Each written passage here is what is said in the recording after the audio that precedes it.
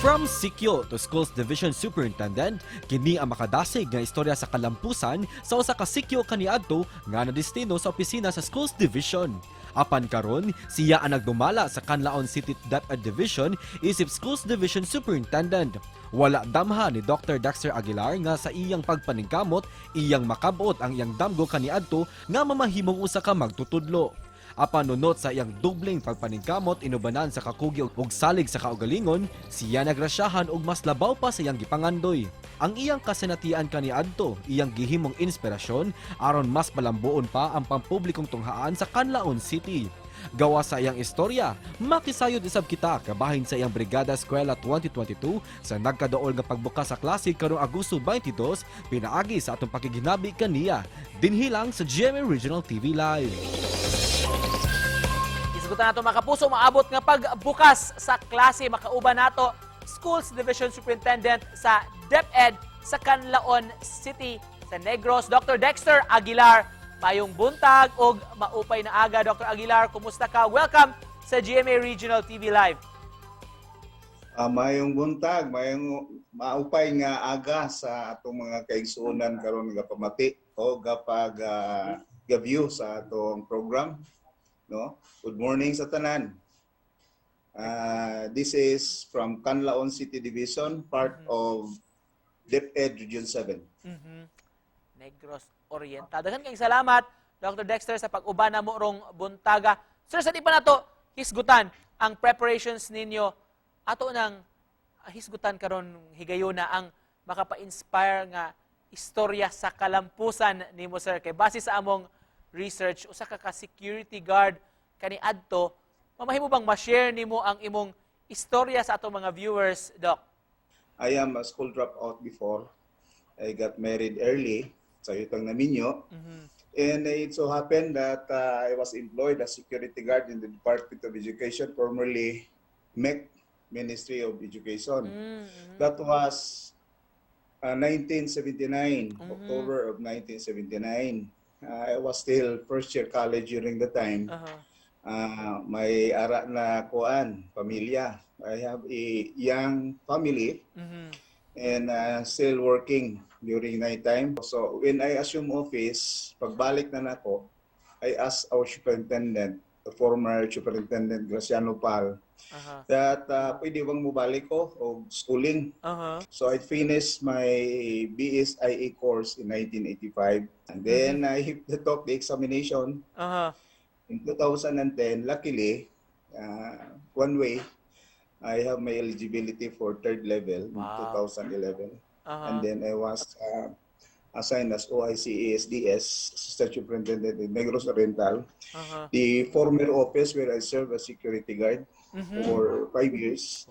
I was promoted full-place Assistant Superintendent in 2014. I was transferred again to Baay City in 2019, November.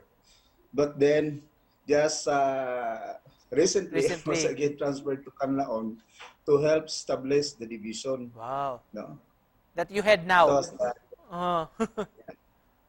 I have completed my study in Masters of Arts in 2015, my doctoral degree in education. I also finished Juris Doctor in 2020. And just recently, I have completed my oral dissertation for PhD. Sir, let's talk right now about kaning inyong preparasyon na sa nagkaduol nga pag-abli sa klase.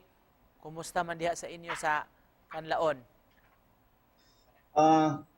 We are preparing for the opening of class. From time to time, we receive instructions coming from the central and regional offices regarding how to get into the preparation, because you see, the coming school year is the most challenging one because of our experiences sa pandemic.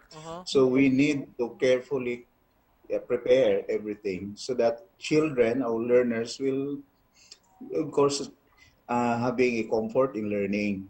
So we engage so much in the Brigada Eskwela. Actually, ang limited face-to-face na to will still be implemented.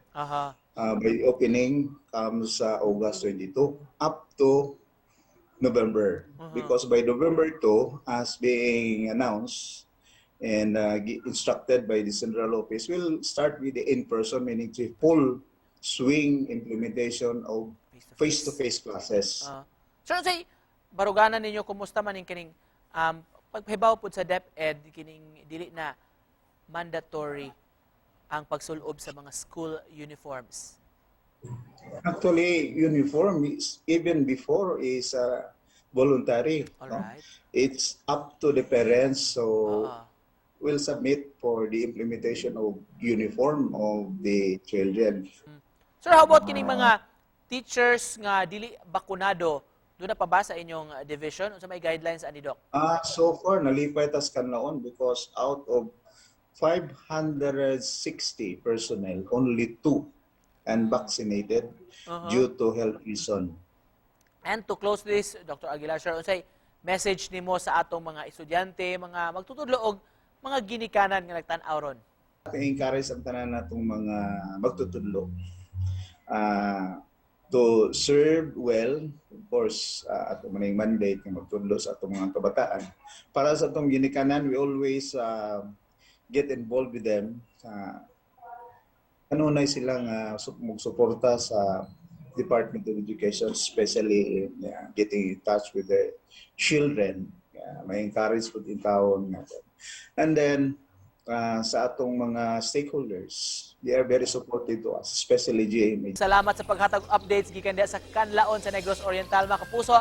DepEd Schools Division Superintendent sa Kanlaon, Dr. Dexter Aguilar. Daghang salamat, sir. Thank you so much. Thank you so much. And mabuhay.